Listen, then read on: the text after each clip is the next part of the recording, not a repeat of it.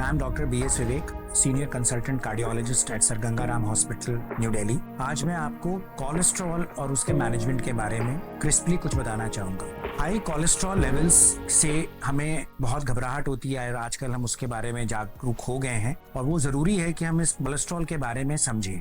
High cholesterol levels जो हैं वो हमारे नाड़ियों में कोलेस्ट्रॉल जमने की गुंजाइश को बढ़ाते हैं और ब्लड कोलेस्ट्रॉल के लेवल्स के लिए कुछ गाइडलाइंस बने हुए हैं ऑल ओवर द वर्ल्ड, जिसमें नॉर्मली हम कहते हैं कि एलडीएल जो कोलेस्ट्रॉल है, जिसको हम बैड कोलेस्ट्रॉल के रूप में जानते हैं, उस पर सबसे ज्यादा नजर रखनी चाहिए हमें। एलडीएल कोलेस्ट्रॉल के लेवल्स आम पॉपुलेशन में कोशिश ये होनी चाहिए कि 100 मिलीग्राम पर डेसीलीटर से नीचे रहें। ये टेस्ट आपको इनिशियली जब आप कराते हैं anyone above 25 years of age, तो आपको एलडीएल अगर आपका जरा सा बढ़ा भी हुआ है और आपको लगता है कि लाइफस्टाइल से चीजें ठीक हो सकती हैं, तो शायद दवाइयों की जरूरत शुरू में ना पड़े। अगर हाई रिस्क ग्रुप में आप आते हैं, जैसे कि diabetes, elderly, high blood pressure, smoking या family history of a premature heart attack, इन चीजों के साथ अगर आप ग्रसित हैं, तो आपको फिर अपने एलडीएल लेवल्स को कोशिश करनी चाहिए 70 मिलीग्राम पर डेसीलीटर से नीचे रखने की।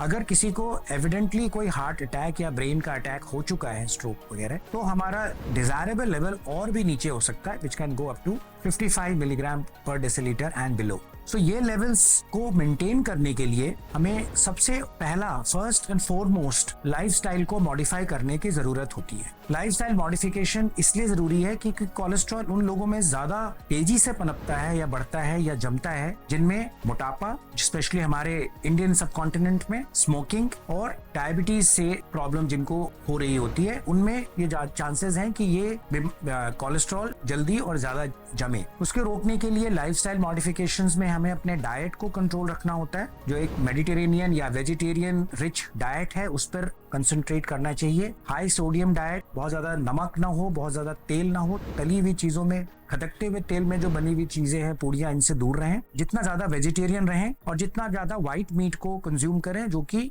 फ्राइड ना हो। डाइट में मीठे से बहुत दूर रहना चाहिए, फास्ट फूड को बिल्कुल अवॉइड करना चाहिए और शुगर स्वीटेंड बेवरेजेस जैसे कोल्ड ड्रिंक्स वगैरह हैं, उनसे भी दूर रहना चाहिए। अल्कोहल को कहा जाता है कि माइल्ड या मॉडरेशन में लेने में कोलेस्ट्रॉल के पर बहुत ज्यादा फर्क नहीं पड़ता, बट ये भी एक वेस्टर्न डेटा है। इंडियन डेटा के लिए शायद ये सिचुएशन अभी भी क्लियर नहीं है, तो मैं सजेस्ट करूंगा कि उससे भी जितना एब्स्टिनेंस हो सके उतना अच्छा है। फिर लाइफस्टाइल मॉडिफिकेशन में second and equally important aspect है कैलोरीज जो आपने एक्सेस लिए हैं उनको एडिक्वेटली बर्न करना। आप कम से कम 45 मिनट्स के लिए ब्रिस्क वॉक पे जाएं, लेजरली वॉक नहीं होना चाहिए। पसीना आ जाए या इस स्पीड से चलें जो आपका बॉडी आपको टॉलरेट करे। और उसके अलावा अगर आप किसी स्पोर्टिंग एक्टिविटीज में, लाइट स्पोर्ट्स में, स्किपिंग में, जॉगिंग में, स्विमिंग में विश्वास करते हैं, then that is also the best exercise possible for the heart. इसके बावजूद भी अगर कोलेस्ट्रॉल लेवल्स बढ़े हुए हों तो हमें फिर दवाइयों की जरूरत पड़ सकती है, जिसके लिए आपके डॉक्टर्स आपको एक उचित डोज में आपके कोलेस्ट्रॉल और आपके रिस्क फैक्टर्स को समझते हुए बेहतर गाइड कर सकते हैं।